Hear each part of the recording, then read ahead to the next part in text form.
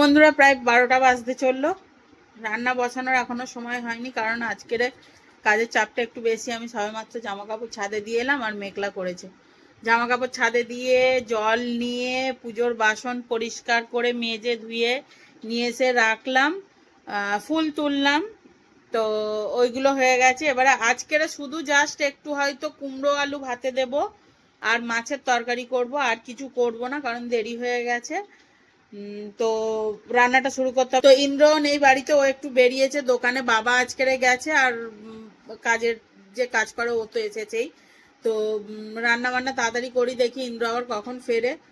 আমার একটা টেনশন হচ্ছে কি, ভাতটা তো দেওয়ার ব্যাপার রয়েছে, কারণ তার সাথে তার মেয়েও এসেছে। বাচ্চা মানুষ, সে বড়, সে না হয় দেরি করে খাবে, কোনো অসুবিধা নেই, কিন্তু তার মেয়ে তো বাচ্চা না। আমার এটাই চিন্তা হচ্ছে যে কখন ভাতটা, ও কখন আসবে, আর দুপুরের লাঞ্চটা কখন নিয়ে যাবে।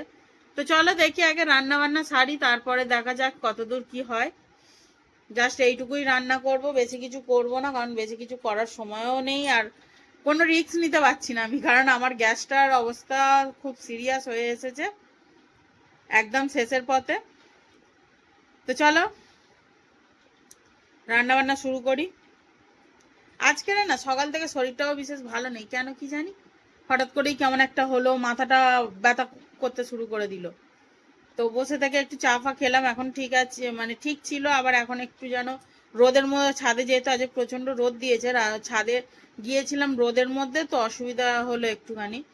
আবার এখন দেখছি একটু মেঘলা ভাব চলে এসেছে, জানি না কি হবে। জামা কাপড় কটা দিয়েছি, ভগবান জানে কি হবে। তবে শুকনো হয়ে গেলে খুবই ভালো হয়, নাহলে আমাকে আবার এক্ষুনি দৌড়ে দৌড়ে গিয়ে নামাতে হবে। এবারে 12টা বাজে, এখন রান্না করতে করতে যদি আবার ছাদে যাই তো হয়ে গেল। তো চলো, টাটা।